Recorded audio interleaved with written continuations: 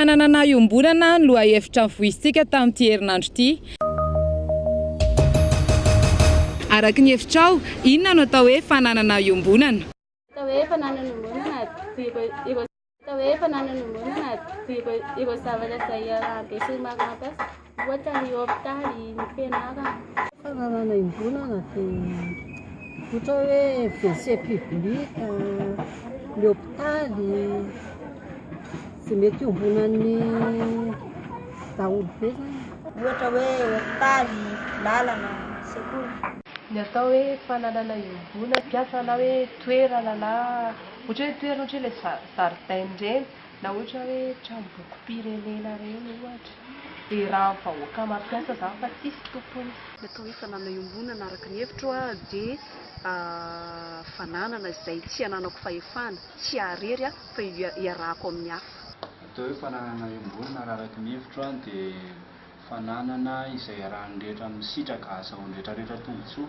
Ny hevitro izany tokony atao hoe fananana iombonana dia ny fananam-bahoaka. Araka ny hevitro ny atao hoe fananana iombonana dia fananana iraisan'ny daholobe izay tsy hananan'ny olona anankiray fahefana. Ny fananana iombonana amiko dia foto-drafitrasa lovain'ny taranaka mandimby nataon'ny fitondrana.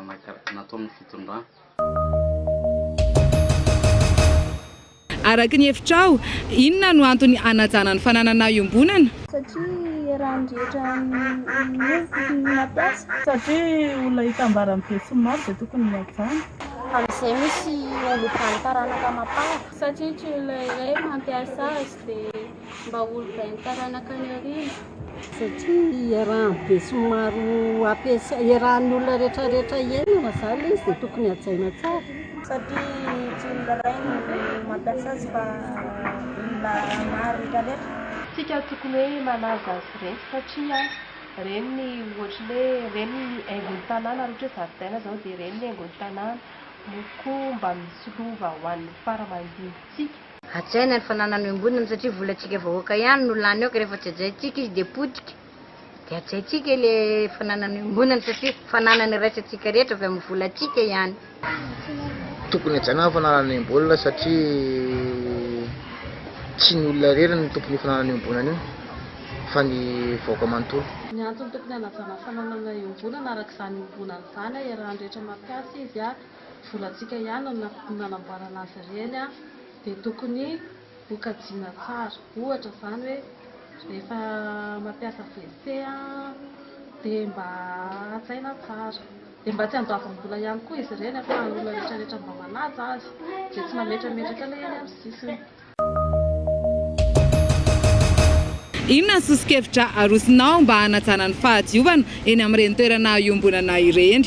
Tokony ampiana ny Fanadihadiana. Asiana lavapaty dia asiana lavafirina. Asiana lavapaty. Tokony adio daholo manodidina ireny na ny fatatra na ny tokotany na ny trano.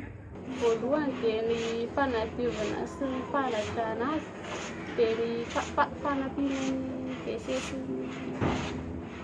sy izay ampiana ny poubelle dia amin'izay tsy manaraka fampiana an-dalana mihitsy. Ny sosokevitra arosiko mba hoe hanajana an'ireny toerana ireny amin'ny resaka fahadiovana tokony hoe ampiana daba-pako ireny dia ny mponina na vahoaka tsirairay samy mieritreritra hoe tompony daholo amin'izay manaja. Ny olona rehetrarehetra aloha izany tokony ho tonga saina daholo ny fanajana an'ilay izy, ny resaka fako izany. Dia faharoa manaraka an'izay koa tokony hisy fanariam-pako maromaro ao anatin'ireny fananana iombonana ireny. Tokony izy izany aloha voalohany indrindra ny foto-drafitrasa amin'ny fanadiovana, ohatra hoe ny daba-pako sy ny toerana fanariana fako, ary tokony samy tompona andraikitra ny tsirairay. Ny sosokevitra arosiko dia ny fitondram-panjakana tokony ametraka vaka ordira ohatra hoe eny amin'ny hopitaly, eny amin'ny fianarana satria tsy fisian'izany izao ohatra dia mahatonga ilay vahoaka hanarina fako eny amin'ny toerana misy an'ilay fananana iombonana.